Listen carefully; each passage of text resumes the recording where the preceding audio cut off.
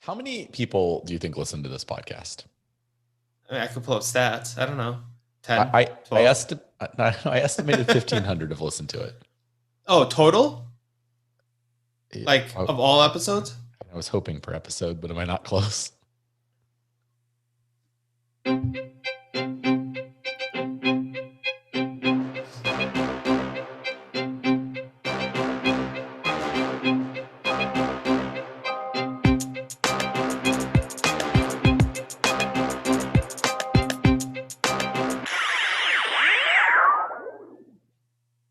Are you sleepy? I'm a little tired, I but mean, 2:30 in the morning, 9 p.m. What's longer, your fast or your sleep? Oh, your fast. Never mind. That's not definitely even my fast. negotiable. What's longer, your eating window or your time sleeping? They're about the same, about 6 hours.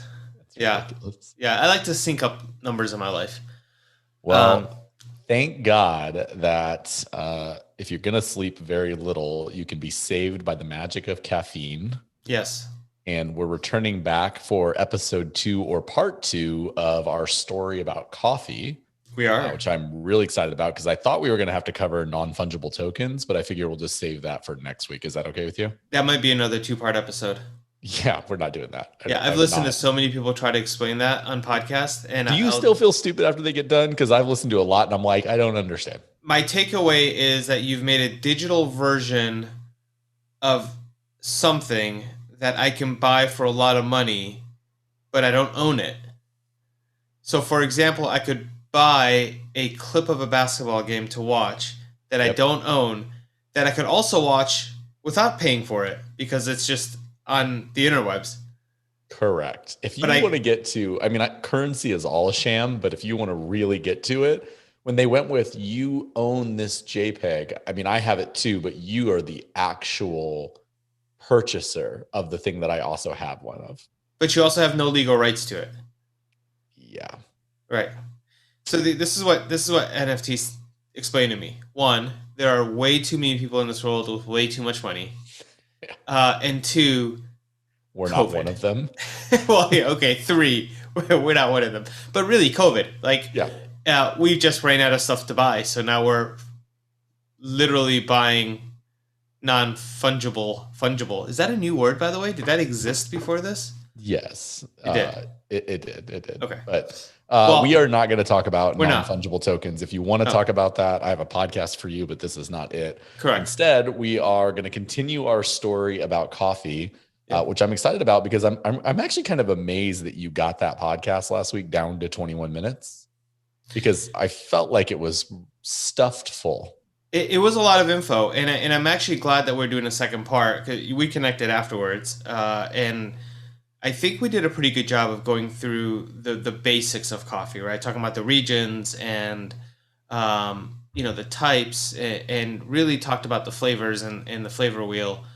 Touched a little bit upon like grind and brew types, but not enough to really just feel comfortable leaving it at that, especially for somebody who may have a lot of questions. So we're back with part two.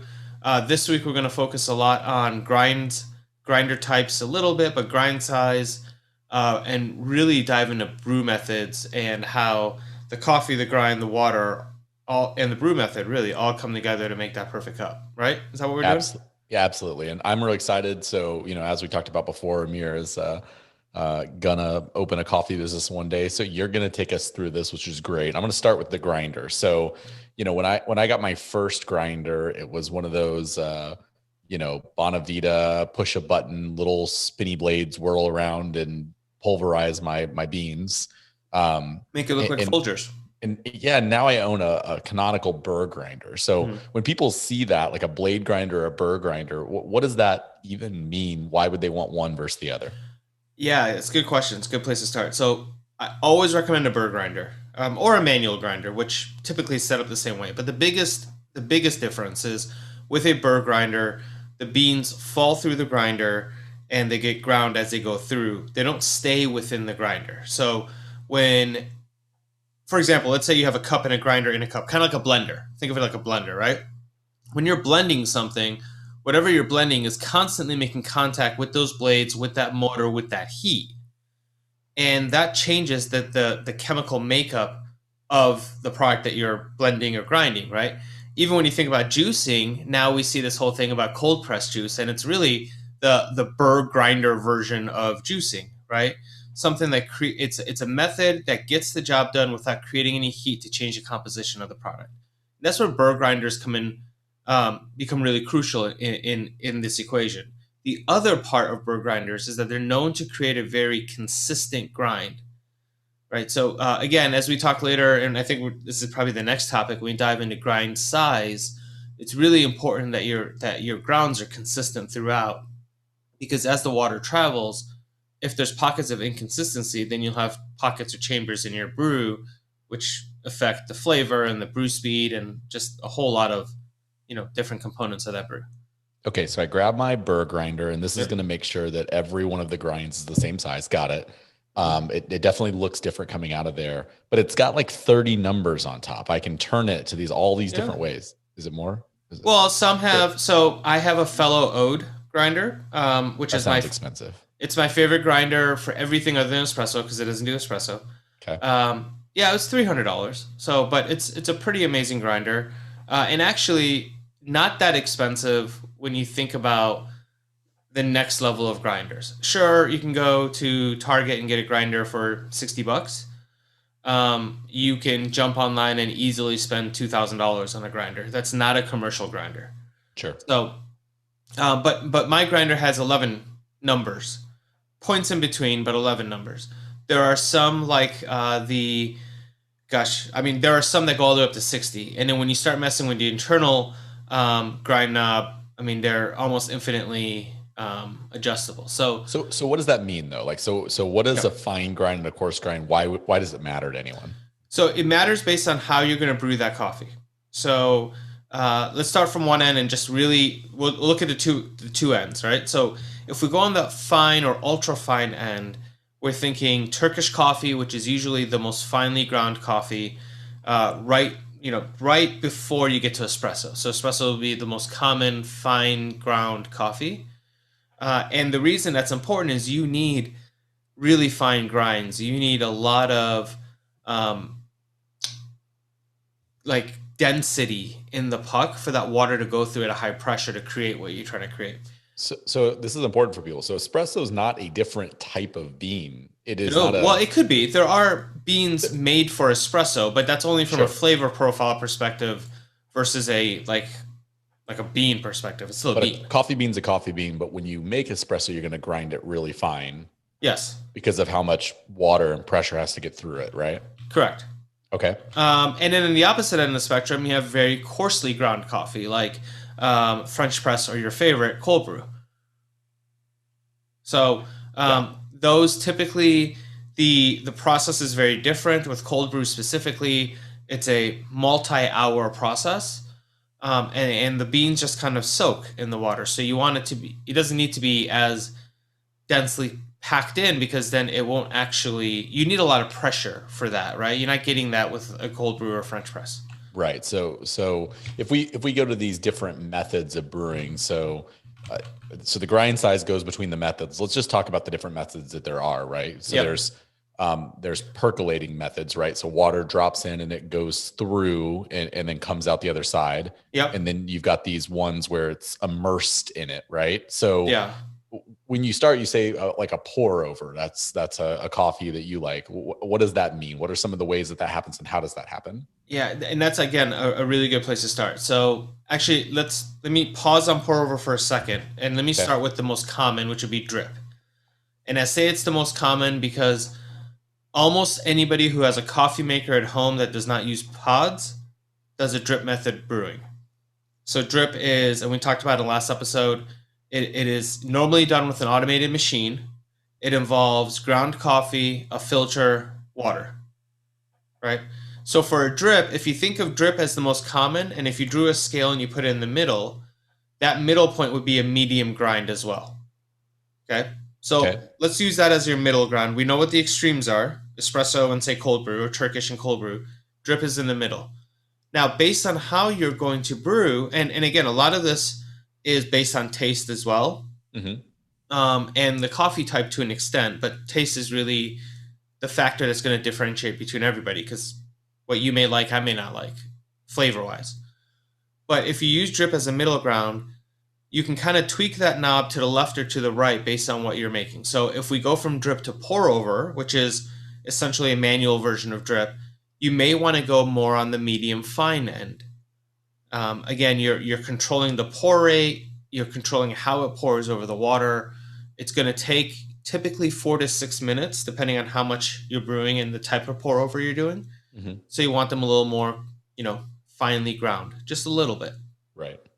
From there, of course, we can go down to the espressos, and espresso's got a huge range. On my last grinder, the espresso range was like 1 to 20, which is a very big range for espresso. And then if you go more to the right of that medium side, now you're getting more into the coarse, which could be for a Chemex, although Chemex is one of those unique ones that can go medium fine and medium coarse, but all the way out to French press and cold brew. So to kind of put into perspective what all this means, think about how it's going to look. Okay, so if you're grinding a fine ground coffee, when it comes out of the grinder, it should look like sugar, like granulated sugar. Okay. As you move up to a medium, your medium should look more of like a dry sand. So if you think about what sugar looks like on a plate, what sand looks like on a plate, a medium coarse, now you're getting more into something that looks like sea salt. So more flaky, bigger pieces. And then obviously as you keep going more coarse and coarse, those little sea salt nuggets get a little bit bigger and bigger, right? Maybe even kosher salt, maybe not that big, but to put in a perspective of how it looks. So again, when it comes to how should I grind my coffee, you actually need to take a step back and ask yourself, how am I going to brew my coffee today? Right. And then use that range for your brew method. And a lot of brew types or brew methods will come with like a suggested range of how, medium fine, medium coarse, how to grind your coffee, and then the rest again is up to you. And it's so specific because 1 or 2 clicks, again, depending on what kind of grinder you have and how many settings it has, every click could make a world of difference in how your coffee tastes. Right. Well, and in some cases, if you're talking about like a French press, it's not just about the taste profile, but if it's too fine, it's going to come through the press, right? Yeah. So, and vice versa. If you have a really coarse coffee and you're doing a pour over, if you think about it, when it needs to kind of have that emulsion moment where it sits in there before it percolates down, if it's too coarse, the water's just going to run down fast, and then you're going to get a watered down cup of coffee. So this idea of dialing in the cup it's annoying, but it's really important when you're getting it right. And how much time do you spend doing that when you get a new bag or a new set of beans? Not as much anymore because I've gotten pretty good with my grinder and the way I brew my coffee now. So I have my espresso maker that has its own grinder. So I don't even mess with the espresso settings anymore. But when it comes to whether I'm doing like a Chemex or a stag pour over or an AeroPress or a French press or a cold brew, I kind of know what number to start at. Now you mentioned something that's also very important. Every time you switch your coffee, you might need to adjust your grind setting. And this is where it comes into play. Now we mentioned earlier, espresso it's not a different coffee. It's just a different method of brewing coffee. And there are beans that are made for espresso, although you can use them for anything. Just the flavor profile is more matched an espresso brew method. But if I got an Ethiopian single origin coffee that I was going to do a Chemex with, and I got a Colombian single origin coffee that I was going to do a Chemex with, my grind setting might be 1 or 2 clicks different. Yep. And so every time, and I like to change my coffee every bag. I like trying new coffees and getting different flavors. But what I do, again, I do mostly pour over. On my grinder, my middle ground is a 6. So every time I get a new coffee, I start at 6. That's my first brew. And then from there, I'll go up a click or down a click. And I'd probably do both over the next 2 brews. And then between those 3, which one do I like? And if I'm usually 1 to the right of 6, and that makes me happy for the most part. But I might go 2 to the left of 6 for a certain kind of coffee. And that's kind of part of the fun to an extent as well. But it's also very, very frustrating, especially when if it takes you a while to figure it out, and by the time you figure it out, you're like, oh, I'm done with that coffee, and you already got a different bag on order. Right. Well, and I think, for those of you that are maybe hearing this and thinking about you want to get into coffee, uh, when you go to that bun coffee pot that's been sitting on your parents' counter for years, the problem with a true drip coffee done with a percolating, method is you fill this big cup full of beans and the water goes in a straight line through Right. the middle. It never touches half of it. Correct. And you get a really like a watered down, uninteresting cup. And so a pour over, is just a methodology of pouring kind of the spiral. So you get both the value of what a percolating coffee cup would feel like, but Yeah. also that, feeling of emulsion. I think what's interesting nowadays, and if you are looking for a coffee maker, go to the Wirecutter, they'll tell you what to buy. But most of the nicer brands are starting to do like a rainfall style. Hmm. So they represent like what a pour over would be. And they don't have the therapy part of it. It doesn't feel as good. But it's also But not as time consuming.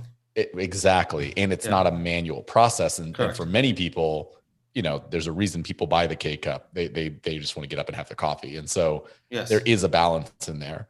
Yeah, and So there's been a lot of companies that have done a good job with that. I think you have a coffee maker that does that. You have a Ratio 8, which ratiocoffee.com, and we'll put some of these links in the show notes for you guys and on YouTube. But the Ratio 8 is pretty impressive appearance wise to me because it looks like a Chemex. yep. And it brews very similar to how you brew a Chemex, but it's all automated. And I would Um, argue it tastes identical. Like yeah, I own both, and I don't find any difference doing that other other than than maybe it the doing it. therapy if you find it therapeutic. Yeah. Yeah, and so we'll go to that. One more question. So, Yeah. I think the one thing I want you to dispel one myth about coffee for people, because I remember feeling like I couldn't have espresso because that was the high caffeine content. That was the scary number, especially when people would say like, I drink a quad shot Americano, like, oh my God, you're going to kill yourself. Can you help the audience with the difference between espresso caffeine and coffee caffeine, and which one's actually the higher caffeine content? So coffee caffeine tends to be the higher caffeine content, and that's a lot of that. Okay, so let me asterisk that. Part of it has to do with what kind of beans you're using, and we Let's talked just about assume the this. same bean. I'm Okay. drinking an Americano with 4 shots, and you're drinking a cup of coffee the same size. Yeah. So the coffee will have more caffeine, but part of that is because of how it's brewed. So more time spent basically pulling that caffeine out of the beans, out of the grinds. Part of it is the actual amount of coffee that is in your cup. So with espresso, you might pull 20 grams or 30 grams for a double shot. Like you put 16 grams in, you might pull 32 grams out. That's a good kind of ratio, 2 to 1, right? 32 grams is slightly over 1 ounce. So 28 grams roughly is 1 ounce. Versus an 8 ounce cup of coffee, not saying you get 8 times the caffeine, you don't, but again, you're consuming more coffee. So big difference there. Sure, you could do a 6 shot Americano and get wired, Yeah, and you you will can. get wired, right? But it's not because you're consuming, specifically because you're consuming more caffeine. If you were just to brew 4 shots of espresso into a glass, you're roughly pulling, let's call it 5 ounces of liquid out if we round up a little bit. And you slam that shot, okay, grab a 5 ounce cup of coffee or an 8 ounce cup of coffee and slam it. It'll probably have the same effect because you're instantly taking in all of that caffeine. Coffee, people don't feel it as much because they tend to take their time drinking a cup of coffee, whereas versus an espresso, you're not, right? The other part is if you're a mixed drink person, in a lot of those mixed drinks, they're espresso based, but they're filled with so much other liquid Yeah. that again, you're not Masking the drinking it. Yeah, you're experience. not drinking it in a Yeah. second, right? You're taking your time. So yeah, hopefully that helps a little bit. Does that answer your question? It does. And it brings us to the 2 minute warning. It's yours this week. So what you want to talk about, my friend? So we've spent some time talking about the different brew types, and I really want to focus there because this is a topic of conversation for a lot of people. And they always ask like, what is the best method of brewing coffee?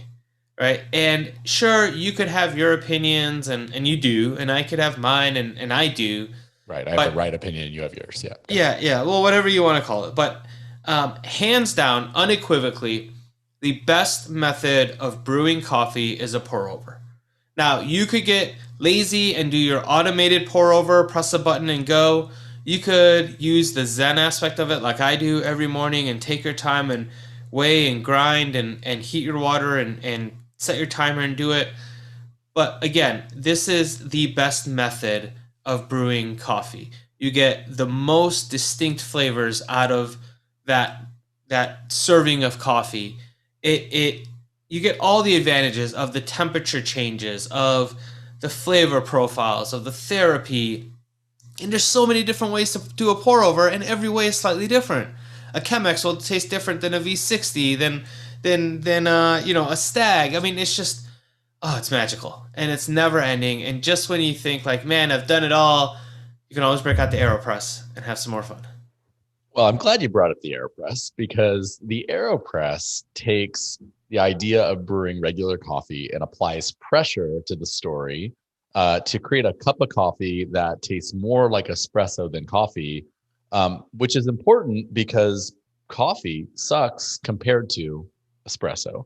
The best way, as the Italians would like to brew coffee, is that way. It's through pressure to give you this beautiful crema and this wonderful tasting, incredibly flexible cup of nectar of the gods that I can mix with milk if I were so inclined. I don't. I can throw in water, it becomes an Americano. I can put it over ice, and it's an iced Americano. If I want to make it a Duplo and drink it fast, like you said, because I need a quick shot, it's the way to go. And if I want to have 8 of them, I can do that too. And hell, I can make 4 of those and throw them with coffee, and I got a red eye, and life's good there too. So espresso is better than pour over. And while we don't agree, we can both agree on one thing: cold brew sucks. Cold brew is great. It's terrible. Fantastic.